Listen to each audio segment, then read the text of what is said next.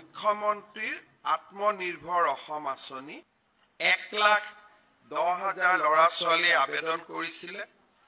আজি আমি স্কিমটো আৰম্ভ কৰিছো।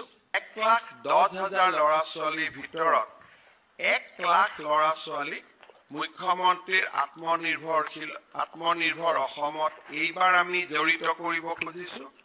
অহা বছৰ আমি আৰু 1,00,000 ল'ৰা ছোৱালীক এই আঁচনিৰ লগত জড়িত কৰিব খুজিছো। এতিয়া বহুত সময়ত বিশেষকৈ যোৱাবাৰ আমাৰ এটা অভিজ্ঞতা হৈছিলে যে টকা যেতিয়া আমি দিওঁ উইদাউট ট্ৰেইনিং আৰু উইদাউট মেন্টৰিং সাধাৰণতে টকাৰ অপব্যৱহাৰ হয়। এইবাৰ আমি প্ৰতি 100জন ল'ৰাৰ বিপৰীতে we are going to appoint a mentor. স্বাভাৱিকভাৱে যেতিয়া উদ্যোগীৰ বাবে এটা ইকোসিস্টেম নিৰ্মাণ কৰা হয় উদ্যোগীসকল আকৰ্ষিত হয়। আমি নবীনতম উদ্যোগীসকলক আকৰ্ষণ কৰাৰ বাবে আমি ৰাজ্যত মুখ্যমন্ত্ৰীৰ আত্মনিৰ্ভৰ অসম আঁচনি আৰম্ভ কৰিছিলোঁ। এই আত্মনিৰ্ভৰ অসম আঁচনিৰ অধীনত আমি বিভিন্ন উদ্যোগী প্ৰফেশ্যনেল যিসকলে ডিগ্ৰী পাছ কৰিছে, কৃষিত স্নাতক হৈছে, পশুপালনত স্নাতক হৈছে, মীন স্নাতক হৈছে, MBBS পাছ কৰিছে, BDS পাছ কৰিছে, এই যুৱকসকলৰ বাবে আমি এটা চৰকাৰৰ পৰা এখন আঁচনি হাতত লৈছিলোঁ। সেইটো হৈছে সুদমুক্ত চৰকাৰী ঋণ আৰু অনুদান।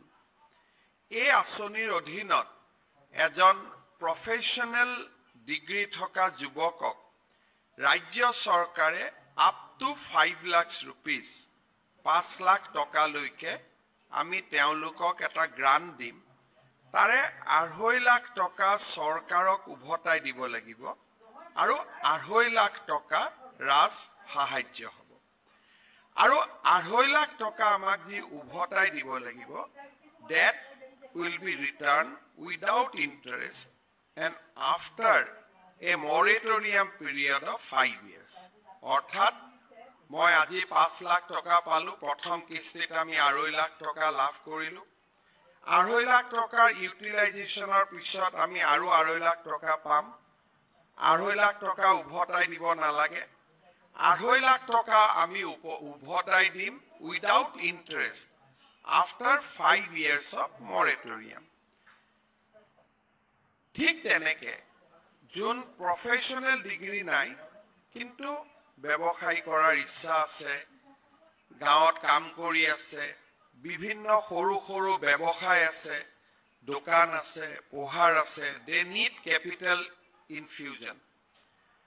এই কেপিটেল ইনফিউজনৰ কাৰণে তেখেতসকলক আমি 2 লাখ টকাৰ এটা পেকেজ আমি নিৰ্মাণ কৰিছো, আউট অফ হুইচ 1 লাখ টকা চৰকাৰক উভতাই দিব নালাগে আৰু 1 লাখ টকা after 5 years of moratorium next 5 years of in equal installment ঘূৰাই দিব।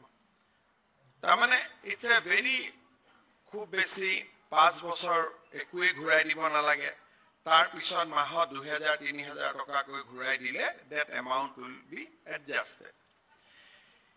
এতিয়া বহুত সময়ত বিশেষকৈ যোৱাবাৰ আমাৰ এটা অভিজ্ঞতা হৈছিলে যে টকা যেতিয়া আমি দিওঁ উইদাউট ট্ৰেইনিং আৰু উইদাউট মেন্টৰিং সাধাৰণতে টকাৰ অপব্যৱহাৰ হয়। এইবাৰ আমি প্ৰতি 100জন ল'ৰাৰ বিপৰীতে we are going to appoint a mentor. Chief minister fellowship program এটা আৰম্ভ কৰিছো। They will mentor 100 entrepreneurs. আৰু আমি কি মেন্টৰিং কৰিম? আমি ইমানেই মেন্টৰিং কৰিম যাতে তেওঁলোকে তেওঁলোকৰ টকাৰ সৎব্যৱহাৰৰ জৰিয়তে they become eligible for মুদ্ৰা লোন। যেতিয়া 2 লাখ টকা দি আমি এন্টাৰপ্ৰেনিয়ৰশ্বিপ এটা আৰম্ভ কৰিম আৰু কনষ্টেন্ট মেন্টৰিঙৰ জৰিয়তে আমি 6 মাহ এবছৰৰ ভিতৰত কাৰণ এতিয়া আমি যেটো টকা পাইছো it has no relation with bank গতিকে বেংকৰ সিভিল স্কোৰৰো কথা নাই একো কথা নাই it will go directly as a DBT but আমি বিচাৰো যে আলটিমেটলি বেংক ইনক্লুশন নহলে ফাইনান্সিয়েল ইনক্লুশন নহলে এন্টাৰপ্ৰেনিয়ৰ এজন গ্ৰো কৰিব নোৱাৰে সো আমি তেওঁলোকক বিভিন্ন ধৰণৰ মেন্টৰিংশিপৰ জৰিয়তে এবছৰৰ ভিতৰত আমি তেওঁলোকক কোৱালিফাই কৰোৱাব খুজিছো ফৰ মুদ্ৰা লোন মই অলৰেডি বেংকৰ লগতো কথা পাতি আছো যাতে bank gives special privilege to the entrepreneurs of Chief Minister Atmanirbharshil Assam Asani so that they get a special window.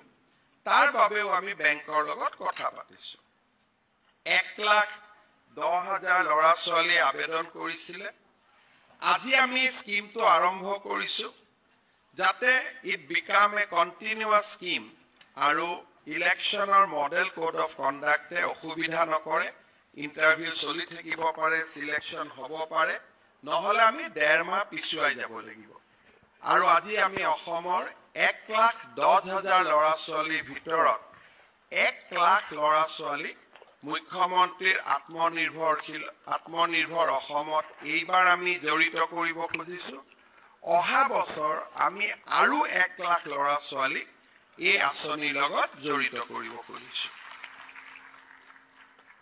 অসমত যুৱ প্ৰজন্মৰ ভৱিষ্যতৰ কাৰণে ইমান দীঘলীয়াকৈ আৰু খুব বিজ্ঞানসন্মতভাৱে চিন্তা কৰাৰ কোনো আন আঁচনি আমাৰ হাতত আজিলৈকে নাছিলে This is the first ever program for youth empowerment আমি সৰকাৰি চাকৰি দিছো আত্মনিৰ্ভৰ অসম আঁচনি আনিছো আৰু মই বিশ্বাস কৰো যে আমাৰ যদি কনসেন্ট্ৰেটেড এফৰ্ট থাকে 12 লাখ অসমত নিবনুৱা আছে বহুত সময় নালাগে আমি